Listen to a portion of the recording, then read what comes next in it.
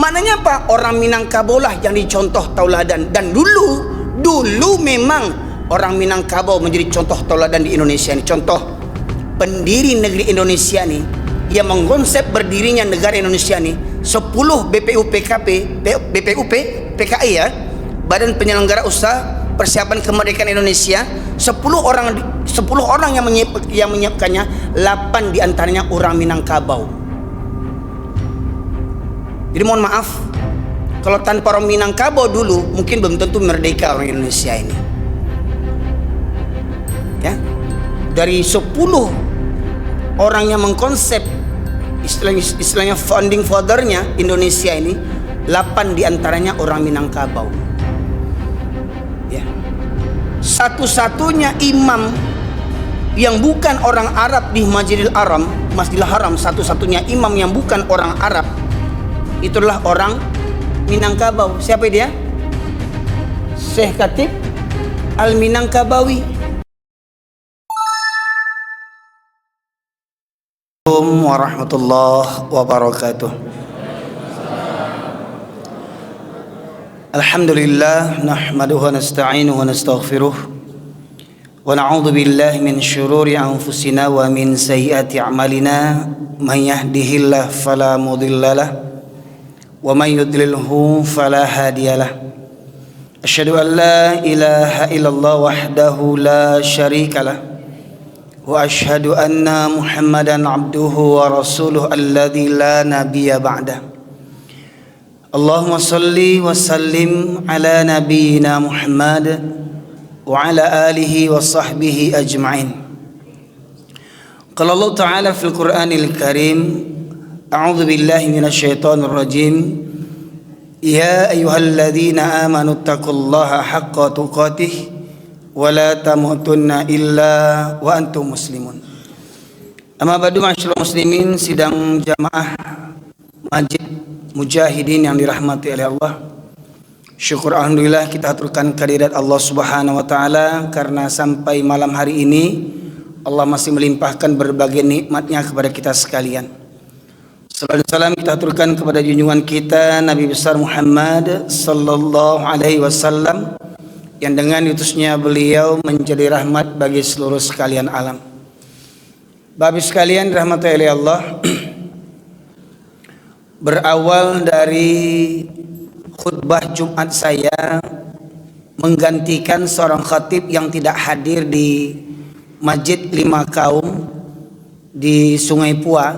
Bapak sekalian, khutbah Jumat saya menyebutkan kata-kata yang sensitif yang mungkin bagi orang tidak pantas, kata orang tidak pantas, di mana saya sebutkan dengan jelas kalimat kata-kata anjing dan binatang, ya, hingga mengundang berbagai reaksi, ya. Di antara ada yang suka, pasti banyak pula yang benci. Maka dari itu Bapak sekalian, kenapa saya menyampaikan hal seperti begitu? Mohon maaf sebelumnya. Kembali saya mungkin sampaikan sedikit sejarah awal saya tinggal di kota Pariaman. Saya ini lahir besar di Medan, Bapak Ibu sekalian. Lahir besar di Medan, di jalan utama Kota Maksum, kurang lebih sekitar 500 meter dari Masjid Raya Kota Medan. Ayah ibu saya asli orang Pariaman, ibu suku Tanjung, ayah suku Mandailing. Saya tinggal di kota Pariaman Utara, Kenagarian Manggung, Simpang Apar, Bapak sekalian. Saya yang lahir besar di Medan berbangga punya orang tua asli Minangkabau, karena kita tahu orang Minangkabau itu punya falsafah yang tidak dimiliki oleh orang lain, bahkan orang Arab sekalipun tidak punya falsafah itu. Hanya orang Minang yang punya. Adat bersendikan syarak, syarak bersendikan kitabullah, syarak mengata, adat memakai. Jadi dari falsafah itu yang membuat saya bangga, itu yang saya pahami dari pemahaman saya. Adat bersendikan syarak maknanya adat Minangkabau itu ditopang oleh syariat Islam, ya.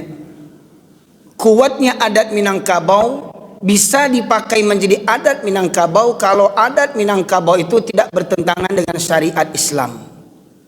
Adat bersendikan syarak. Syarak bersendikan kitabullah. Syariat Islam itu sumbernya kitabullah, Al-Quran. Dan pasti setelah Al-Quran kita harus beriman kepada hadis sunnah Rasulullah SAW. Jadi jangan kita sebutkan syarak hukum Islam menurut perkiraan, menurut hayalan pemangku-pemangku adat. Ya.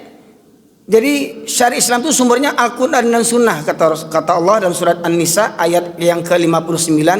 Fa in tanaza'tum fi syai'in farudduhu ila Allah war Rasul. Apabila kamu berbeda pendapat tentang urusan agama, kembalikanlah kepada Allah dan Rasul. Ya, pedomannya itu Allah dan Rasul. Sumber hukum itu Allah dan Rasul. Walaupun nanti ulama menguraikan ada ya sumber hukum yang lain seperti ijtihad para ulama, kesepakatan para ulama yang tidak menyimpang daripada Al-Quran dan Sunnah. Nah, jadi kalau syarak bersendikan kitabullah dan ini mohon maaf, ini orang Minang banyak membaca hanya sebatas itu saja. Adat bersendi syarak, syarak bersendikan kitabullah. Kalimat yang terakhir sering dilupakan. Apa itu bunyinya? Syarak mengata, adat memakai. Jadi kupas syarak dulu, kupas hukum Islam dulu, kupas Al-Quran dulu, baru cerita adat. Jadi maknanya jangan sok santiang-santiang cerita adat kalau tidak mengerti jo Al-Quran.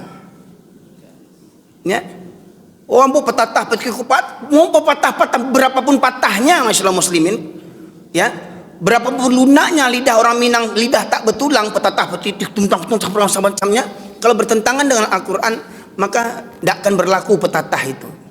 Contoh mohon maaf nih, ya. Walaupun nanti banyak yang berdalih ya. Ada yang mengatakan adat josara itu ibarat awa jotabiang. Ya Pak ya. Adat dengan sara ibarat aur dengan tebing. Maknanya bambu ya. Bambu dengan tebing saling apa? Saling sanda banyanda. Ya, saling sanda menyanda. Itu salah Pak. Salah. Ya. Adat ya bersandar dengan syarak, tapi syarak tidak perlu bersandar dengan adat karena syarak itu dari Allah. Allah tidak butuh adat Minangkabau, tidak butuh adat Jawa, tidak butuh adat Batak. Adat yang harus mengikut Islam, bukan Islam yang ikut adat. Ya mohon maaf ini, tolong pepangku adat pepatah Minangkabau dikoreksi itu, kalau perlu dibuang falsafah itu, pepatah itu. Ya, syarak jo adat ibarat awo jutabing saling sanda menyanda. Tidak butuh syariat Islam dengan adat. Ya, adat yang butuh dengan syariat. Pahami itu? Adat yang butuh dengan syariat. Adat yang tidak sesuai dengan syariat, maka itu menjadi adat jahiliyah. Bapak sekalian. Ya. Nah tuh. Kemudian lagi ini ada pepatah. Di mana bumi dipijak, di situ langit dijunjung. Salah itu. Maknanya apa? Di mana bumi dipijak, di situ langit dijunjung. Maknanya apa? Kalau kita orang Minang tinggal di Jawa, ikut pula tradisi orang Jawa, begitu. Kemudian kalau kita ingin tinggal di Papua, ikut pula tradisi orang Papua, nggak usah pakai Sarawak, begitu. Ya. Kalau kita tinggal di Amerika, ada di mana bumi dipijak, di situ langit dijunjung. Terus cara hidup orang Amerika kita ikuti. Orang Amerika laki-laki perempuan biasa cium-ciuman, peluk-pelukan, apa kita begitu? Ya. Di mana bumi dipijak, di situ Al-Quran yang dijunjung. Begitu semestinya. Di mana bumi dipijak, Al-Quran yang dijunjung. Apa mampu kita menjunjung langit tingginya? Bukan main. Al-Quran ini enggak terjunjung sama kita nih, Bapak Ibu sekalian. Di mana bumi dipijak, di situ Al-Quran yang kita junjung. Ya, Al-Quran yang kita hidupkan. Ya. Nah, ma'asyiral muslimin rahmati Allah. Jadi yang saya fahami, kalaulah orang Minang berpegang teguh kepada falsafah adat dengan sebenar-benarnya, saya katakan Ibu sekalian, tolong renungkan ini, jangan salah faham nanti di pertengahan ceramah saya. Kalaulah orang Minang berpegang teguh dengan falsafah adat tadi dengan sebenar-benarnya, maka niscaya orang Minang lah orang yang paling soleh di muka bumi ini. Orang Minang lah orang yang paling alim di muka bumi ini. Ya. Jadi mohon maaf, ya. Orang Jawa mungkin nomor sekian, mau Pak ya, mungkin dari falsafah ini. Orang Melayu mungkin nomor sekian. Orang Bugis mungkin nomor sekian, tapi yang orang Minang itu yang pertama yang memenuhi surganya Allah Subhanahu wa taala. Itu kalau orang Minang berpegang teguh kepada falsafah yang sebenarnya. Tetapi apabila orang Minang bertolak belakang dengan falsafah itu, orang Minang lah yang layak di kerak-kerak neraka. Gadang otak, ya, gadang otak, munafik. Kalau falsafah ndak tangguang-tangguang, sarak mengatur, adik memakai, Bapak sekalian. Contoh simpelnya saja. Ya, mohon maaf, ada yang bilang, Ustaz jangan sabut-sabut orang Minang saja Ustaz. Orang lain kan ada juga yang bantu tu. Ndak orang Minang juga bantu tu dah. Ndak orang Minang aja yang tinggal solat, orang Jawa ada juga yang tinggal solat, orang Melayu ada juga yang tinggal solat, betul. Ya. Orang Minang, orang Melayu, orang Jawa, orang Mandailing, orang Bugis, banyak juga yang tinggal solat, banyak juga yang berjudi. Tetapi kan orang lain itu tidak punya falsafah Minangkabau kan? Tapi sekalian, yang punya falsafah itu kan cuma orang Minangkabau kan? Maknanya apa? Orang Minangkabau lah yang dicontoh tauladan. Dan dulu memang orang Minangkabau menjadi contoh tauladan di Indonesia ini. Contoh pendiri negeri Indonesia nih, yang mengkonsep berdirinya negara Indonesia ini 10 BPUPKI ya, Badan Penyelenggara Usaha Persiapan Kemerdekaan Indonesia, 10 orang yang menyiapkannya, 8 diantaranya orang Minangkabau. Jadi mohon maaf, kalau tanpa orang Minangkabau dulu mungkin belum tentu merdeka orang Indonesia ini. Ya, dari 10 orang yang mengkonsep istilahnya founding fathernya Indonesia ini, 8 diantaranya orang Minangkabau. Ya, satu-satunya imam yang bukan orang Arab di Masjidil Haram, satu-satunya imam yang bukan orang Arab itulah orang Minangkabau. Siapa dia? Syekh Khatib Al-Minangkabawi. Syekh Khatib Al-Minangkabawi, satu-satunya imam di luar orang Arab yang menjadi imam, terutama dari Asia Tenggara, satu-satunya Syekh Khatib Al-Minangkabawi. Orang Bukit Tinggi, ya. Kampung ayahnya di Kuto Gadang, ya, dekat Sianok, Bapak sekalian. Ini kemarin keturunannya itu datang ke Indonesia, ke Sumatera Barat, karena Masjid Raya Sumatera Barat itu ditukar namanya Masjid Raya Syekh Khatib Al-Minangkabawi. Datang anak keturunannya, cucu-cucunya sebanyak 80 orang lebih, melihat kampung kelahiran orang tua mereka, ya. Nah, juga 2 organisasi besar di Indonesia ini, ya. Muhammadiyah berdiri tahun 1912 yang didirikan oleh Kiai Ahmad Dahlan, dan NU sekitar 1920-an didirikan oleh Syekh Hashim Asy'ari, ya. Itu dua-duanya belajarnya ke Arab, kepada siapa? Kepada Syekh Khatib Al-Minangkabawi, ya. Sama orang Minang belajarnya Pak, orang Jawa itu, ya. Dulu orang Minang sebagai tempat referensi, saya katakan, tapi itu dulu. Sekarang Mbak ceritanya apa nih? Paniang Ibu Contoh Pak Ibu sekalian, ya. Sarak mengatur, adik memakai. Orang Minang yang beradai takkan pernah tinggal solat walau nyawa taruhannya. Walau nyawa taruhannya, takkan pernah orang Minang meninggalkan solat. Ya, orang Minang takkan tergadai akidahnya. Orang Minang takkan terjualkan imannya. Orang Minang dibayar 10 juta pun, 50 juta pun untuk meninggalkan solat, takkan namuh orang Minang meninggalkan solat. Tapi itu dulu. Nah, batu kok bawa kok baitu Ustaz. Bawa kok baitu Ustaz. Bawa kok baitu. Contoh, Bu, Pak, contoh. Ya. Kita sepakat enggak solat hukumnya wajib? Sepakat enggak kita sholat hukumnya wajib? Sholat 5 waktu sepakat enggak Bapak Ibu sekalian hukumnya wajib? Orang sakit boleh enggak meninggalkan sholat? Dia enggak bisa kena air, gimana mau berwudu? Tayamum. Sudah tayamum mau sholat enggak sanggup dia berdiri, gimana mau sholat? Duduk. Sudah duduk enggak sanggup pula, rasa mau mual, gimana mau sholat? Jangan tidur, kalau tidur berdengkur itu tidur namanya. Berbaring. Sudah berbaring tak sanggup pula mengangkat tangan, untuk mengangkat tangan takbir saja nggak sanggup, gimana mau sholat? Dengan isyarat mata. Jadi walaupun sakit terbujur di tempat tidur tetap wajib sholat. Yakin? Bapak Ibu mau ndak dibayar 50 juta untuk ninggalin sholat? 50 juta dikasih 50 juta untuk ninggalin sholat, mau ndak? Yakin? Waktu barale kok galak? Kok galak bu? Waktu barale jadi anak Daro Jomara Pulai orang Minangkabau banyak yang sholat ndak atau tidak? Orang Minangkabau banyak sholat atau tidak waktu jadi anak Daro? Banyak yang tak sholat. Gadang otak orang Minang kok. Tuh, ya. Kece ibu dibayi 50 juta ndak muah tinggal sholat. Iko keluar piti berjuta-juta tinggal sholat. 100 juta lah tuh. Ya. Nah, bayangkan. Kece ibu tadi sakit jo wajib sholat, betul enggak? Anak Daro Jomara Pulai ndak sholat. Dek suntiang. Masya Allah.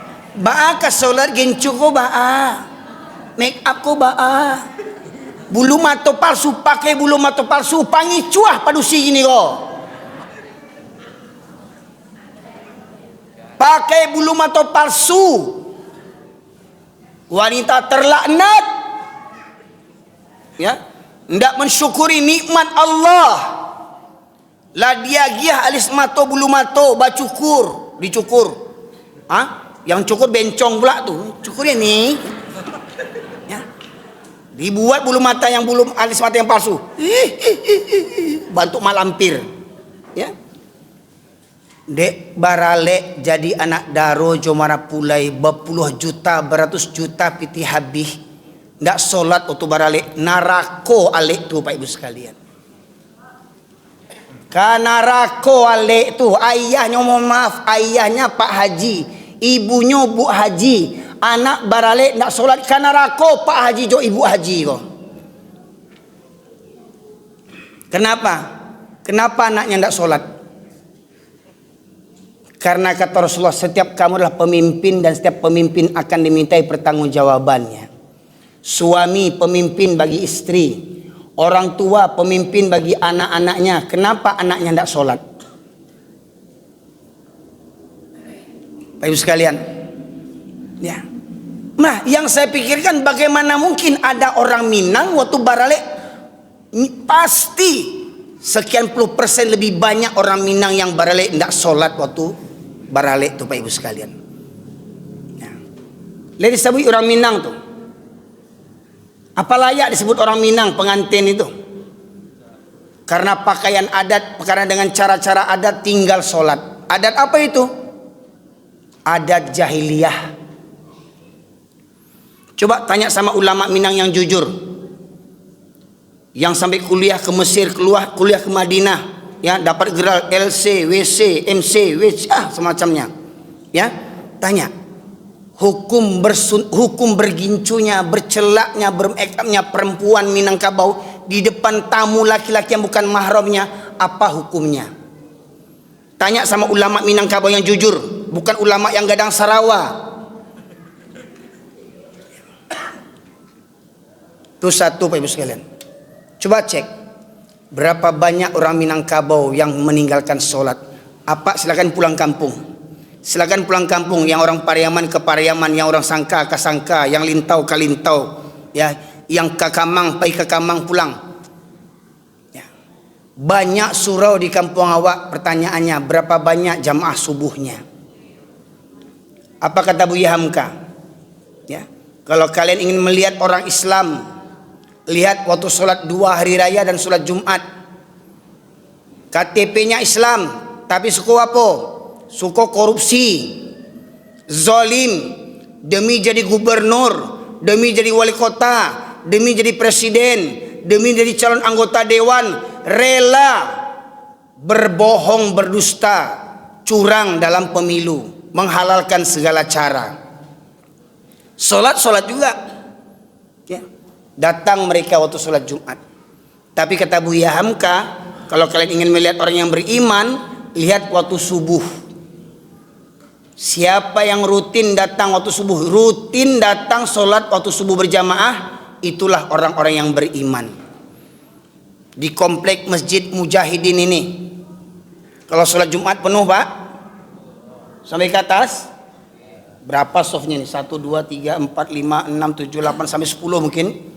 Subuh berapa soft? Subuh berapa soft?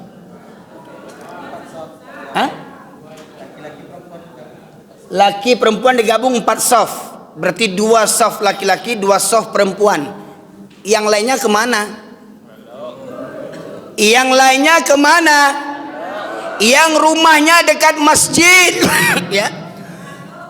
Yang rumahnya bertetangga dengan masjid, kemana waktu subuh? Ya, tuh laloknya waktu subuh. Rasulullah 2 solat yang berat bagi orang munafik, solat isya dan solat subuh berjamaah. Maka barang siapa yang sering meninggalkan solat berjamaah, maka nyatalah mereka orang munafiknya. Munafik gadang otak, gadang sarawa, ya. Syarak mangato ada yang memakai kok yo baradai orang Minangkabau, ndak akan ada orang Minangkabau yang tinggal solatnya, ya, walau sakit sekalipun. Itu orang Minangkabau dan sabananya, ya. Mohon maaf Pak Ibu, saya baralek juga. Saya waktu nikah baralek juga. Ambo orang Piaman, bini ambo orang Pariaman, walau kami gadang lahir di Medan, ya, galambo sidi. Alhamdulillah, ambo ndak ada bajapui-japui sebab ambo celek indak, butuh indak, lumpuh indak, mangapa japui ambo. Ya. Awak sehat? Sidi, gelar terhormat, ya. Ndak ada mau mencirok pitih mintu ambo dah, ndak ada uang hilang-hilang tu, ndak ada uang hilang-hilang tu dah. Karena ambo bukan mental pencilok. Ya. Waktu ambo baralik bini ambo ndak ada bagincu, ndak ada ba make up, ndak ada ba calak, ndak ada ba sunti yang anca aja bagi ambo nya. Atau pertanyaannya, Bapak Ibu pengantin bagi jugincu tu supaya rancak di Matosia. Rancak di Matosia. Di mato laki orang. Kecik tamu laki-laki. Ni rancak nak daroyo. Barana ampe kau dengan tijuo. Matilah. Jandonya pun ditunggu julai. Lah barana ampe ditunggunya julai. Bapak sekalian. Ambo baralik ndak ada ba organ-organ.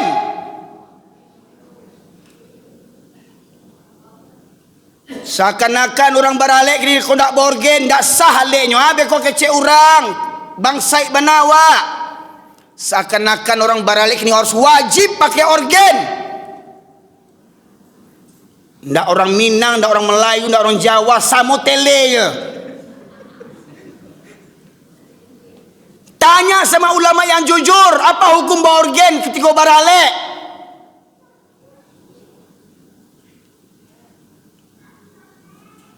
Kalaupun boleh ya, kalau saya meyakini itu haram hukumnya. Di masa Rasulullah boleh berhibur bernyanyi. Pertama, musiknya cuma rebana. Yang kedua, penyanyinya wanita yang belum balik, anak-anak. Nah kini, kalaupun dipanggil kasidahan, yang penyanyinya anak-anak atau orang gadis atau indu orang atau bini orang. Pakai make up, pakai gencu, pakai calak, ya, jilbab bukannya turun ke bawah, kateh buat tumbuang baru, tinggi kateh itu, ya, abalagu lo tuh, jilbab putihnya ada.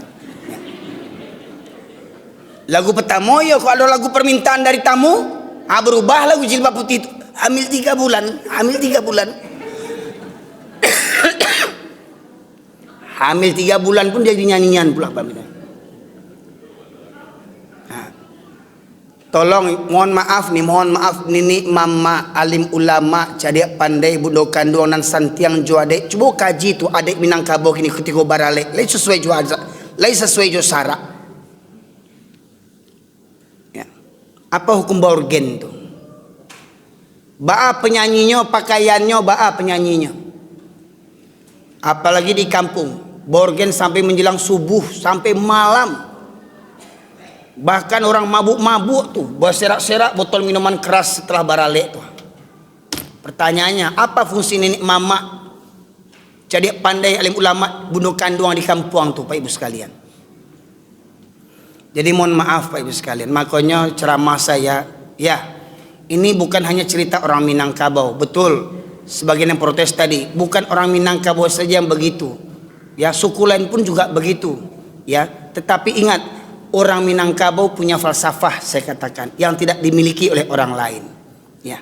Dan itu pun juga berhubungan dengan orang Islam yang lainnya, baik orang Melayu, baik orang Jawa yang sudah Islam 7 keturunan tapi sampai saat ini belum memahami tentang hakikat agamanya sendiri. Ya. Ibu sekalian, contoh mohon maaf Pak, ada enggak botol ini 2 lagi Pak, atau gelas ini 2 lagi? Saya minta tolong ya, tim media tolong bacakan terjemahan Quran ini. Sara mangato adai memakai. Bapak Ibu sekalian, apa hukum solat berjamaah bagi laki-laki? Bapak ibu-ibu yang jawab wajib apa aja yang aja. Suara ibu belum lagi kareh pada bapak-bapak leh. Apa-apaan yang aja nya? Ya. Ya. Kalau ada yang mengatakan solat berjamaah hukumnya sunnah muakkad, ada yang mengatakan wajib, ada yang mengatakan sunnah seperti biasanya. Silahkan, itu pendapat para ulama. Dan ingat, ulama itu bukan nabi, bisa benar bisa salah. Tapi kita dengarkan apa kata syarak bersumber dari Al-Quran. Yang pertama, surat Al-Baqarah ayat 43. Allah berfirman, a'udzubillahi minasyaitonirrajim, bismillahirrahmanirrahim, wa aqimus salata wa atuz zakata warka'u ma'ar raki'in. Dirikanlah salat, hukumnya wajib. Tunaikanlah zakat, hukumnya rukuklah bersama orang-orang yang ruku. Maksudnya ruku bersama orang-orang yang ruku. Kapan orang ruku? Waktu sholat. Ruku bersama orang-orang yang ruku. Berapa banyak yang ruku? Banyak jamak. Maknanya apa? Sholat berjamaah. 3 perintah di surat Al-Baqarah 43 Pak Ibu sekalian. Ada 3 perintah yang hukumnya wajib. Yang pertama, sholat fardu 5 waktu itu wajib. Zakat hukumnya wajib. Sholat berjamaah hukumnya wajib bagi para laki-laki.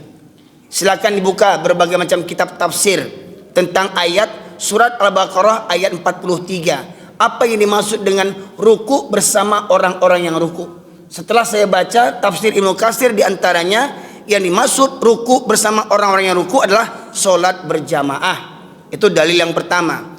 Dalil yang kedua, tolong Ardi bacakan surat An-Nisa, surat yang keempat ayat 102.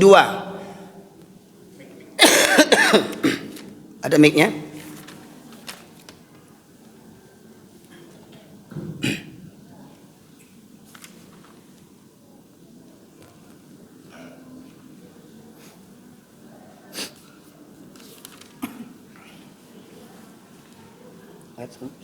Surat ini An-Nisa surat keempat sudah Ali Imran. Lupa. 102. 102. Ya. Mohon maaf Bapak sekalian, karena waktu yang singkat, kita minta hanya terjemahnya dibaca, karena selama ini Al-Quran Allah turunkan untuk pedoman. Nah, kita sering baca Al-Quran tapi kita nggak tahu artinya. Ya, bagaimana Al-Quran akan jadi pedoman kalau kita sering baca Al-Quran? Memang membaca Al-Quran dapat pahala, tetapi yang paling utama Quran itu jadi pedoman. Nah, kalau kita nggak tahu artinya, gimana Al-Quran jadi pedoman? Gimana Al-Quran jadi petunjuk? Maka pada malam hari ini kita fokuskan mendengarkan terjemahannya. Ya, surat An-Nisa ayat 102. Ketemu? Ya. Bismillahirrahmanirrahim. Belum salat 102. Dan apabila engkau Muhammad berada di tengah-tengah mereka sahabatmu. Ya. Apabila engkau Muhammad sini siapa ini maksud ini? Nabi Muhammad sallallahu alaihi wasallam berada di tengah-tengah sahabatmu. Siapa dimaksud sahabat sini? Dari kalangan kaum Muhajirin dan Ansor. Ya. Lanjut. Lalu engkau hendak melaksanakan salat bersama-sama mereka. Lalu engkau hendak mendirikan solat bersama-sama mereka. Berarti solat apa itu bersama dengan para sahabat? Solat berjamaah. Terus? Maka hendaklah segolongan dari mereka berdiri solat besertamu dan menyandang senjata mereka. Solat sembari menyandang senjata. Itu solat di mana? Solat di medan perang. Apa taruhan solat di medan perang, Pak Ibu sekalian? Taruhannya nyawa. Ya. Nabi Muhammad sallallahu alaihi wasallam dan para sahabat minal muhajirin wal ansar radhiyallahu anhum wa radu anhu, orang yang dijamin masuk surga. Apalagi mereka yang berangkat di medan jihad, di perang Badar, dijamin surga, Pak Ibu sekalian. Tetapi Nabi Muhammad SAW dan para sahabat tidak diperintahkan, tidak diringankan untuk mengerjakan sholat sendiri-sendiri walau di medan perang. Tetap Allah perintahkan dengan berjamaah walau nyawa taruhannya. Nabi yang dijamin masuk surga dengan para sahabat tidak pernah meninggalkan sholat berjamaah walau di medan perang. Nah, kita ini siapa dibandingkan Nabi? Siapa kita dibandingkan Nabi? Nah, siapa Buya, Ustadz, Kiai, tuangku di zaman hari ini dibandingkan Nabi? Nabi saja tidak pernah meninggalkan sholat walau di medan perang. Kalaulah memang sholat berjamaah hukumnya sunnah, maka lebih layak di medan perang sholat berjamaah ditinggalkan. Kan hukumnya sunnah. Tetapi Allah tidak memberikan keringanan meninggalkan sholat berjamaah walau di medan perang sekalipun. Ini pendapat para ulama yang menyebutkan di antara dalil wajibnya sholat berjamaah, ternyata di medan perang Allah tidak memberikan keringanan untuk meninggalkan sholat berjamaah. Lanjut. Kemudian apabila mereka yang salat bersamamu sujud telah menyempurnakan satu rakaat, maka hendaklah mereka pindah dari belakangmu. Orang yang sholat bersertamu sujud telah menyempurnakan satu rakaat, baru satu rakaat, hendaklah mereka pindah di belakangmu untuk menghadapi musuh, dan hendaklah datang segolongan yang lain yang belum salat, lalu mereka salat denganmu, dan hendaklah mereka bersiap siaga dan menyandang senjata mereka. Ya, ini contohnya Bapak Ibu sekalian. Contoh imam makmum shaf yang kedua, yang pertama makmum shaf yang kedua, sholat di medan perang sembari menyandang senjata, apapunlah jenis senjatanya, mereka harus siap, senjata dekat menempel dengan mereka. Apabila imam ruku Allahu Akbar, maka makmum yang shaf pertama ikut ruku Allahu Akbar, makmum shaf yang kedua tetap berdiri siap siaga sembari menyandang senjata. Ini karena kondisi sholat di medan perang.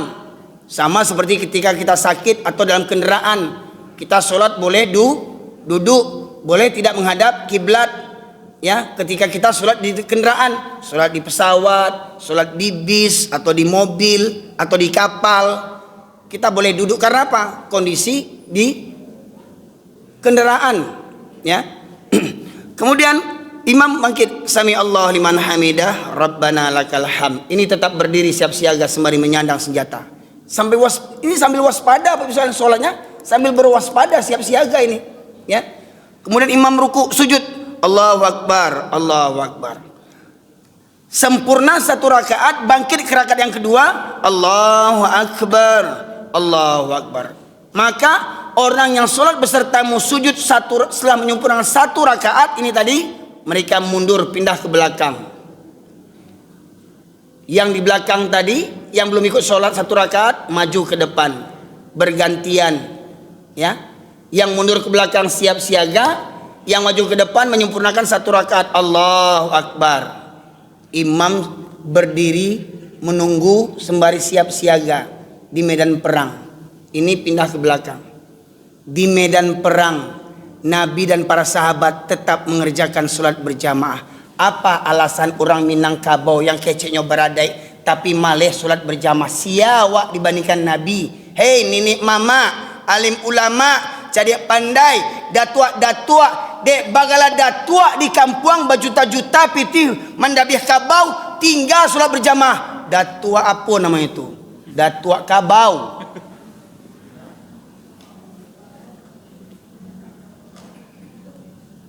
Hebat loh datua daripada Nabi itu.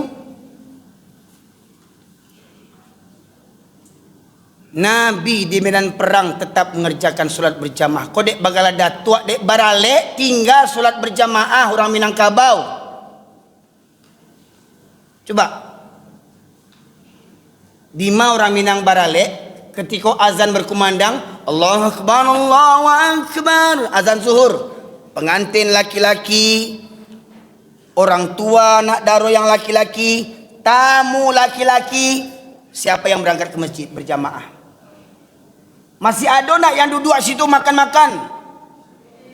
Masih ada yang duduk situ yang mau tahu tak? Azan berkumandang, orang Minang dak baradai. Kok baradai laki-laki Minangkabau kau panuah musaji kau di orang Minangkabau Pak Ustaz. Orang Minangkabau yang baradai. Nih di medan perang nih, Nabi tidak pernah meninggalkan sholat berjamaah, dijamin masuk surga, ya. Nah, lanjut. Orang-orang kafir ingin agar kamu lengah terhadap senjatamu dan harta bendamu, lalu mereka menyerbu kamu sekaligus, dan tidak mengapa kamu meletakkan senjata-senjatamu jika kamu mendapatkan suatu kesusahan karena hujan atau karena kamu sakit dan bersiap siagalah. Nah, ternyata ada juga rukhsahnya bagi laki-laki untuk tidak menghadiri sholat berjamaah dalam ayat ini, ya, dalam ayat ini. Walaupun nanti dalam kondisi yang lain ada rukhsahnya. Dalam ayat ini boleh seseorang laki-laki tidak mengerjakan sholat berjamaah apabila dua kondisinya. Pertama karena sakit atau karena hujan, ya. Nah, jadi kalau ada apa-apa yang datang ke masjid, ditanya, "Kenapa nak ke masjid, Pak?" "Sakit." "Sakit apa, Pak?" "Sakit panau." Sakit panau itu enggak masuk hitungan. Sakit panau enggak ke masjid. Ya. Ya. Ada pula yang tanya lagi, "Kenapa nak ke masjid, Pak?" "Sakit." Lain Pak jawabnya. "Sakit." "Kok sakit apa?" "Sakit hati saya sama pengurus yang baru." Rupanya bapak ini pengurus lama, ya. Nah, banyak pengurus lama tuh kalau digantikan sakit hati itu, tuh pengurus tuh sakit utak sebenarnya itu, ya. Orang mohon maaf di zaman sekarang ini orang berlomba-lomba berebut amanah, padahal pada masa sahabat orang takut dapat amanah. Sekelas Abu Bakar radhiyallahu anhu, teman karibnya Rasulullah di Gua Thur, ya, dikasih amanah untuk sebagai khalifah menggantikan Rasulullah, menangis, menyebut innalillah, musibah berat tanggung jawabnya. Hari ini orang bangga-bangga, pilih saya jadi gubernur, jadi wali kota, jadi presiden, jadi anggota dewan. Ya Allah ya Rabbi, sampai mau keluar duit beratus-ratus juta, bermiliar-miliar, ndak tele itu namanya tuh. Bayangkan bagaimana mungkin jadi pejabat mau keluar ratusan miliaran duit. Untuk apa miliaran duit itu? Untuk apa? Tuh. Beko kalau menjabat kan bisa dibalik, bisa dikutip balik tuh pitih itu tuh. Barang ndak kasanang orang, mobil dinas gratis, rumah gratis, sombong lu tuh ndak tahu duntuang.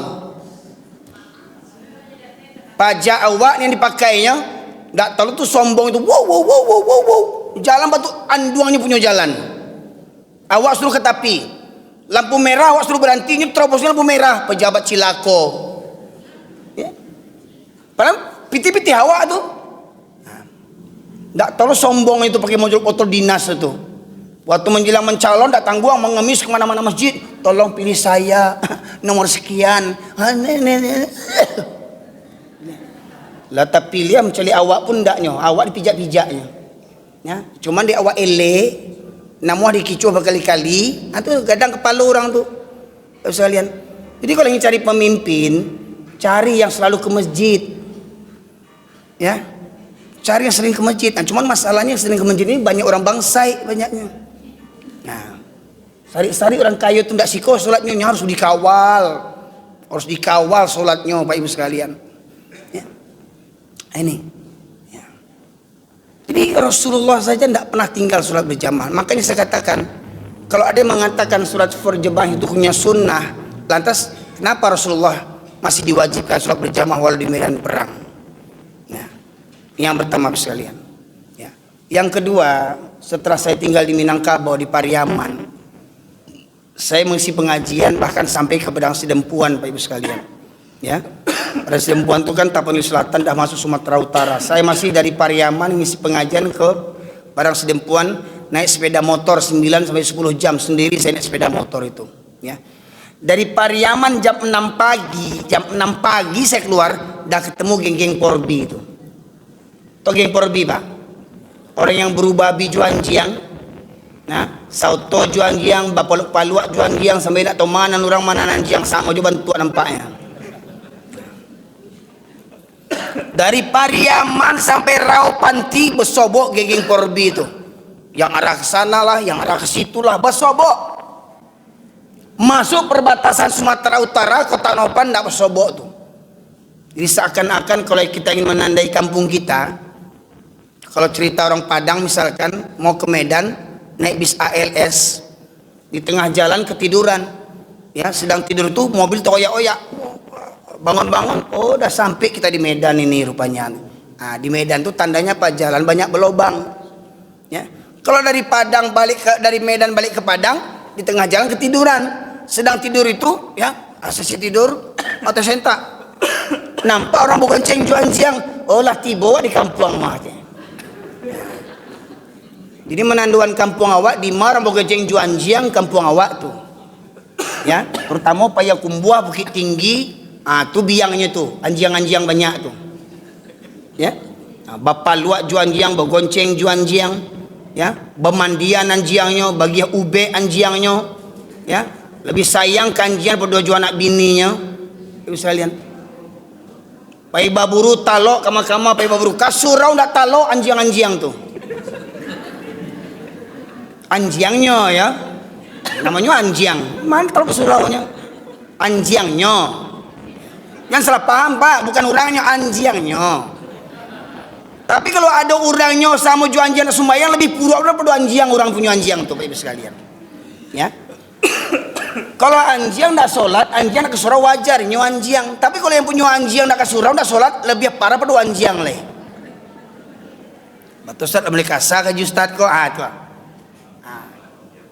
Ini kita udah ngalih Pak, ya. Buka surat yang ke-7 Al-A'raf 179. Kok memang ayat favorit bagi Ambo, mengingatkan kalau ada orang Islam yang tak peduli dengan kajian Al-Quran, malas mendengarkan pengajian seperti mana kata Bapak pengurus tadi di Sikol Hadowirid, seminggu subuh barangkali Pak, subuh 2 kali, malam 2 kali seminggu juga. Ya, nah, berapa banyak yang hadir? Di antara yang hadir, contoh sekarang ini nih, di antara yang hadir nih, mana yang usianya 20 tahun, 17 tahun? Hah? Mohon maaf, Dinda berapa umurnya? 25. Sudah keluarga? Belum, 1, 25. Yang umurnya 25 lagi ada? 20. Hah? Kok tampang-tampang pensiun banyak nampak situ di masjid ini? Ya? Tampang-tampang pensiun. Enggak di mana-mana masjid. Ah, Dinda berapa umurnya? Lo bro, berapa umurnya? 25. Oh 2, ketemu 2. Ini yang bawa roti ini berapa umur ini? Ya. Nah, dari sekian banyak warga di sekitar sini, nggak sampai 5 orang pemuda yang datang. Cuma 5 orang ini pemuda di kampung ini. Apa? Cuma 5 orang ini. Ya. Makanya kata Bu Yamka, kalau ingin cari menantu, jangan cari di Bank BRI, jangan cari di SKA. Ya, cari di masjid waktu subuh. Siapa yang rajin ke masjid waktu subuh, rutin ke masjid waktu subuh, ambil jadi menantu. Walau umurnya 65, 70. Loh kok ketawa Pak? Saya serius nih Pak. Kok ketawa bentuk cemeh nampaknya kok? Loh, itu ciri-ciri orang beriman. Ya, apa guna wajah tampan usia muda tak beriman? Lebih baik yang tua kan, pengalaman sudah. Berapa anaknya, berapa cucunya? Ya. Ambo yakin menantu ibu yang umurnya 65, 70 kok akan selingkuh deh. Coba lah anda percaya. Loh, ambo serius kok Bu. Ya. Betapa banyak yang muda tapi malas ke masjid. Ya. Jadi makanya apa-apa yang umurnya 70 jangan patah semangat Pak, masih ada harapan leh. Ya, tahu sudah kaji kok temakan di ibu itu kaji kok, di Pinang Pak sudah goleh. Dijapui jual bulan.